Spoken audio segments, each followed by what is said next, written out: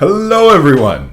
I hope you're ready for another adventure, because today Wayne starts a new series and reads A Mouse and His Motorcycle by Beverly Cleary. This is a very special time because this is a story from when I was your age. Now, as we go on these adventures, all you have to do is press the CC button in your YouTube link to be able to follow along with the words. I think that Madame Owl will be perfect for today's adventure. Now that Madame Owl is here, let's jump in. Chapter 1. New Guests. Keith, the boy in the ruined shirts and shorts, did not know he was being watched as he entered room 215 of the Mountain View Inn. Neither did his mother and father, who both looked hot and tired. They had come from Ohio and for 5 days had driven across plains and deserts and over mountains to the old hotel in the California foothills, 25 miles from Highway 40. The fourth person entering room 215 may have known he was watching, but he did not care.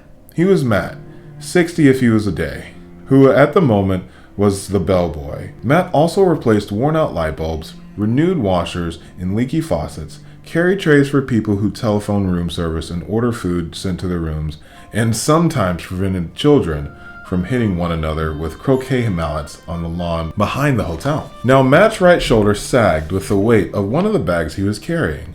"Here you are, Mr. Gridley. Rooms 215 and 216, he said, setting the smaller of the bags on a luggage rack at the foot of a double bed before he opened the door into the next room. "I expect you and Mrs. Gridley will want room 216.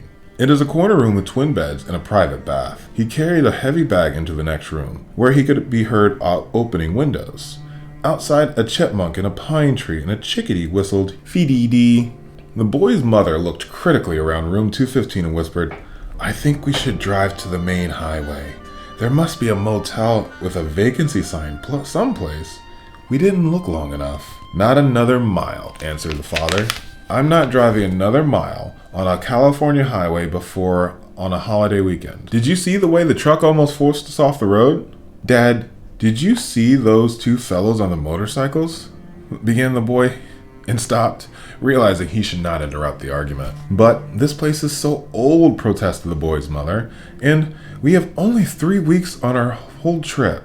We planned to spend the 4th of July in San Francisco, and we wanted to show Keith as much of the United States as we could. San Francisco will have to wait, and this is part of the United States. Besides, this used to be a very fashionable hotel," said Mr. Gridley. "People came from miles around."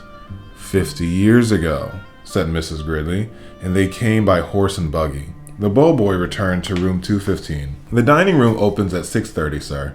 There is ping-pong table in the game room, TV in the lobby, and a croquet in the backyard. I'm sure you'll find it very comfortable." Matt, who had seen the guests come and go for many years, knew that there were two kinds: those that thought the hotel was a dreadful old barn of a place, and those who thought it was charming and quaint, so quiet and restful. "Of course, we will be comfortable," said Mr. Gridley, dropping the coins into Matt's hands before carrying the bags.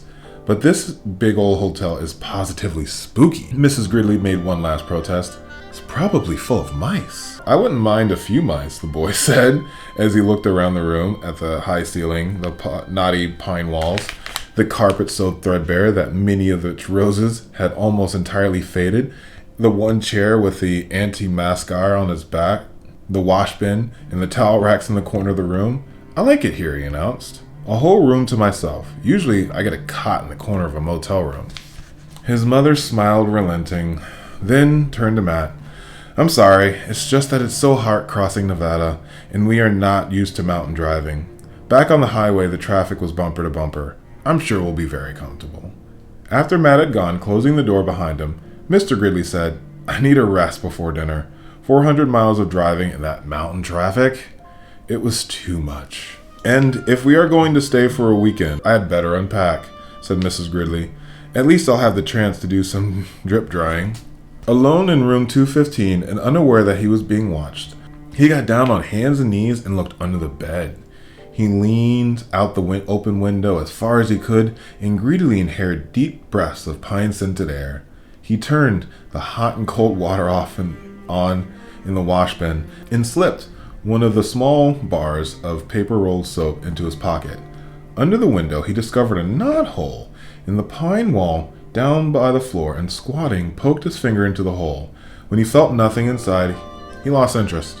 Next, Keith opened his suitcase and took out an apple and several small cars, a sedan, a sports car, an ambulance, and about 6 inches long, and a red motorcycle, half the length of the cars, which he dropped on the striped bedspread before he bit into the apple. He ate the apple noisily in big chomping bites, and then laid its core on the bedside table behind the lamp and the telephone. Keith began to play, running his cars up and down the bedspread, pretending that the stripes on the spread were highways, and making noises with his mouth. For the sports cars, wee wee wee for the ambulance, and for the motorcycle up and down the stripes. Keith stopped suddenly and looked quickly around the room, as if he expected to see something or someone. But when he saw nothing unusual, he returned to his cars. Vroom, vroom, vroom, vroom. Bang! Crash! The sports car hit the sedan and rolled over off the highway. Vroom, vroom, vroom, vroom, vroom, vroom, vroom. The motorcycle came roaring into the scene of the crash. Keith, his mother called from the next room. Time to get washed before dinner. Okay, said. Okay. Keith parked his cars in a straight line on his bedspread table beside the telephone, where he looked like a row of real cars, only much, much smaller. The first thing Mrs. Greeley noticed when she and Mr. Greeley came into the room was the apple core on the table. She dropped it with a thunk into the metal wastebasket beside the table as she gave several quick little sniffs in the air and said, looking perplexed, "I don't care what the bellboy said. I'm sure this hotel has mice." "I hope so," muttered Keith. And that is a perfect place for us to end today's adventure with Keith and his family, and for some reason, a hotel room that might have mice. What do you think, Madam Owl? I know that talking about mice made you hungry, but maybe we'll be able to learn more in the next time, okay? Hopefully we'll see you on the next time here with Wayne Reads. Thank you for joining us for this amazing adventure. We can't wait to see you again soon. Bye-bye.